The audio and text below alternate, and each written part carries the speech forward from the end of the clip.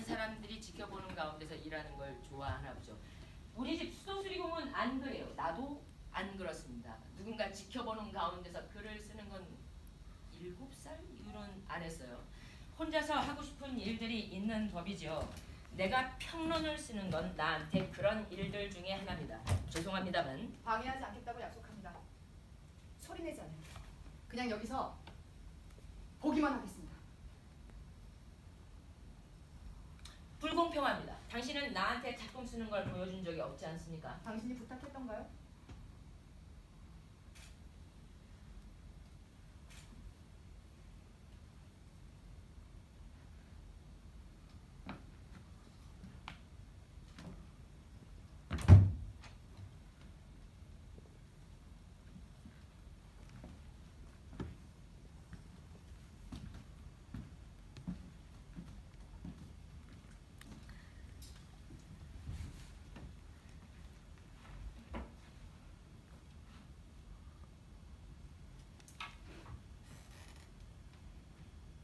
당신도 알 거예요. 예술이 아니라 자신의 작은 권력을 사랑하는 겁니다. 할 수만 있었다면 나는 내가 좋게 보지 않은 것에 대해서 침묵을 지켰을 겁니다. 근데 침묵을 지킬 수가 없어요. 내 사명은 내가 생각하는 걸 말하는 거니까. 네, 많은 사람들이 거짓말하는 걸 더 좋아해요. 나도 마음이 안타깝습니다. 당신이 화내는 거 이해합니다. 하지만 나는 다시 쓴다 해도 단어 하나하나를 그대로 쓸 겁니다. 이 직업에선 정직하다 보면 적이 생기는 걸 피할 수가 없어요. 아니, 일반적으로 인생에서 정직하다 보면은 친구보다 적이 많이 생기는 법이죠. 사람들은 진실을 두려워해요. 난 이걸 어렸을 때부터 알았습니다. 사람들은요, 자기 자신의 진짜 모습이 밝혀지면은 미쳐버립니다. 어렸을 때부터 난 친구 사귀는 게 쉽지 않았어요. 우정이라는 게 거의 항상 거짓말을 토대로 이루어지는데 난 거짓말할 줄 모르거든요. 우리 아버지도 항상 나한테 평가받는 것처럼 느끼셨죠. 그래서 매를 엄청 맞았습니다. 어머니가 항상 아버지 앞에서 날 변호해 주셨습니다만 날 환자 취급하셨어요. 손님들이 오면 날 숨기고. 연극바닥에서 친구가 없다는 게 나한테는 놀라운 일이 아닙니다. 내 동료들 사이에서도 마찬가지죠. 날 가장 안 좋아하는 사람들이 바로 비평가들이에요. 얼마나 여러 번 확인했는지 모릅니다. 그 사람들이 칭찬하거나 비난하는 공연들, 난 그걸 제자리로 돌려놓습니다. 비평가는 자기가 건 내기들로 판가름이 나죠. 시간이 지나면서 내가 옳다는 게 밝혀졌어요. 시간이 지나면 항상 내가 훌륭하다고 표시한 부분은 살아남고 내가 형편없다고 지적한 부분은 잊혀지죠. 내 메소드, 그러니까 볼로디아 메소드가 뭔지 압니까? 이걸 찾는데 내 수년이 걸렸습니다. 우선 가장 중요한 것은 모든 의도를 포기하는 겁니다. 난 그 어떤 의도도 가지지 않은 채 극장에 들어갑니다. 지지하고 싶지도 않고 공격하고 싶지도 않아요. 나, 내 생각, 이 모두를 버려두고 극장에 들어갑니다. 막이 오를 때 난 진공 상태예요. 내 느낌, 상상, 기억들을 나에게서 텅 비게 합니다. 무대에서 벌어질 것들로 가득 채우려고요.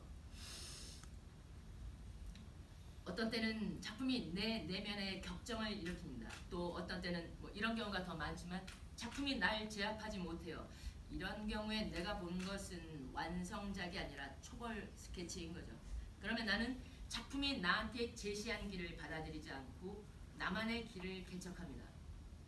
다른 방식으로 연기되는 인물, 다른 형식의 연출, 다른 텍스트를 상상하기 시작하는 거죠. 조금씩 조금씩 내 머릿속에서는 다른 작품이 자라납니다. 내 작품에 대해서 진짜로 생각하는 말을 말하는 대신에 처절하고 절망적인 할퀴기를 시도하시네요. 나한테뿐만 아니라 내 관객들을 상대로요. 내 작품을 보고 기립해서 박수를 친 관객들 하나하나한테 말입니다. 사람들이 이걸 좀 봤으면 좋겠습니다. 절대 진지하게 받아들이지 않을 겁니다. 이걸 밝혀하세요. 평론은 끝장이 난 겁니다. 당신이 써보세요.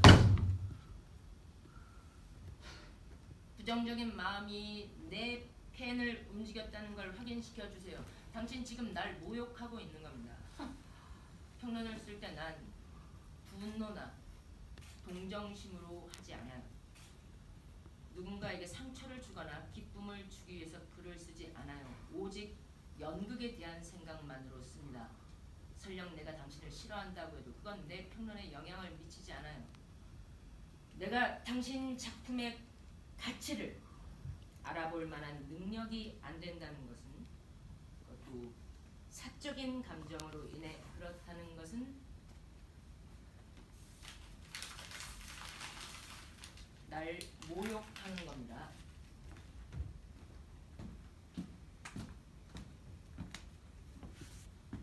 열두 시까지 쓰면 됩니다. 당신이 쓰는 단어 하나하나가 내 이름으로 발표될 겁니다.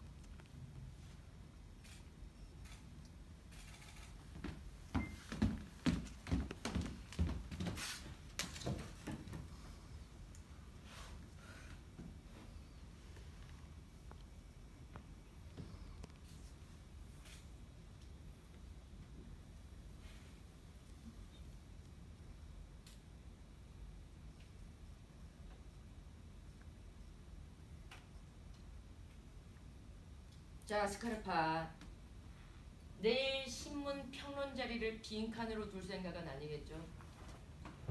당신 작품에 형을 선고하는 것 같을 겁니다. 정말이지 건질만한 게 없었습니까? 결점투성이인 작품들도 우리가 잊을 수 없는 뭔가가 있기 때문에 우리가 사랑하게 되죠. 한 인물이나 한 장면, 한 문장이라도 말입니다. 한 문장도 없습니까? 좋아요. 작가가 작품을 쓰기 위해서 들인 시간에 대해서도 우리는 얼마든지 얘기할 수 있습니다. 내 동료 몇몇은 그걸 아주 중요하게 생각합니다. 예술가의 노력과 헌신, 난 그걸 중요하게 생각할 줄 모릅니다만, 카라바조가 성 모자를 그리는데 얼마나 걸렸을까요? 30분? 하루? 관객에 대해서 언급할 수도 있겠네요. 기립해서 15분간 박수. 모든 백지보단 낫습니다. 평론이 없는 것보단 신랄한 평론이 더 좋고요. 스카르파, 힘내세요. 당신 작품에는 내가 볼 줄 몰랐던 무언가가 있다고 나는 확신합니다. 시간을 충분히 가지세요. 12시까지입니다.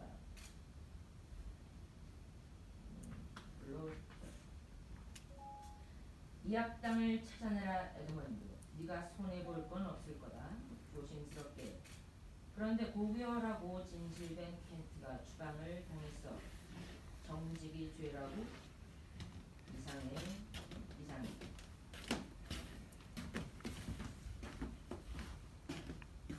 회장 에드먼드, 이거야말로 세상 사람들의 탁월한 바보짓이 아니다.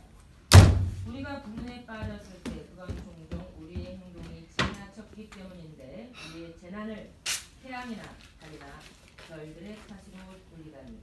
아름다우면서 잔혹한 제1막이 권투 영웅담에 대한 철진한 찬사라면, 제2막은 담합과 다름없는 교묘한 조작이다. 여성인물의 거짓됨이 또한 그러하다. 권투 영웅담에 바치는 철진한 찬사. 정말이지 1막에서 당신이 본 게 이게 답니까?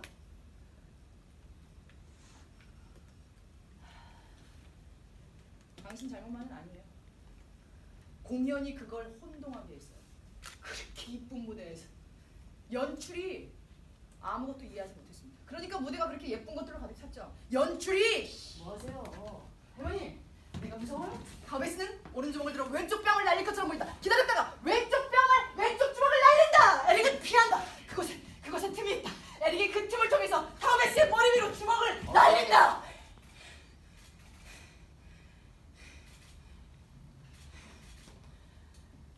우리는 이 모든 걸 볼 수 없었습니다.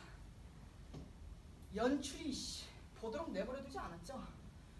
싸움이 시작되자마자 무대를 어둡게 처리해서 당신 동료가 아름다운 어둠 속의 안무라고 묘사할 만한 것들을 배우들이 연습하기 위해서 구타, 고통, 피 대신에 어둠만 보여줬습니다.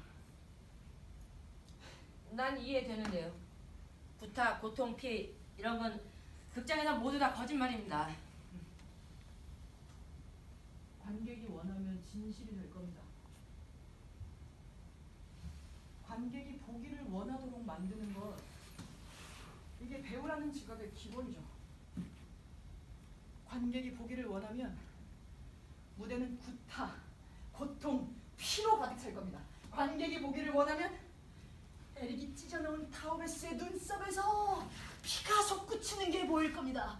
타우베스는 이제 자신을 무너뜨릴 것처럼 날아오는 주먹조차 보지 못할 겁니다. 한 대 맞고 두 대 더 맞을 때마다 화가 치밀어 오릅니다. 하지만 동시에 자부심도, 에릭에 대한 그의 자부심도 커져갑니다.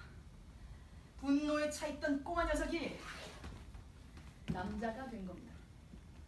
타우베스가 그렇게 만들었습니다.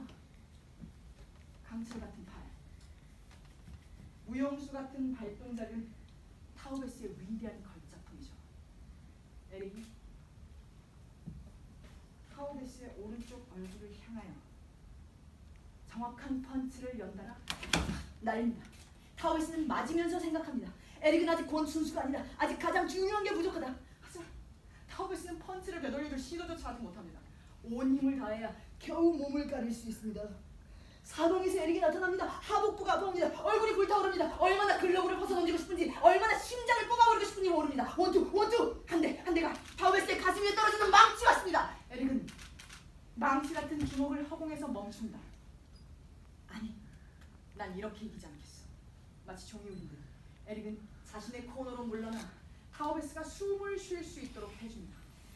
하지만 타우베스는 휴식을 받아들이지 않습니다. 링 한가운데 서서 주먹은 방어 태세로, 입은 벌린 채 헉헉거리고, 무릎은 후들거리고,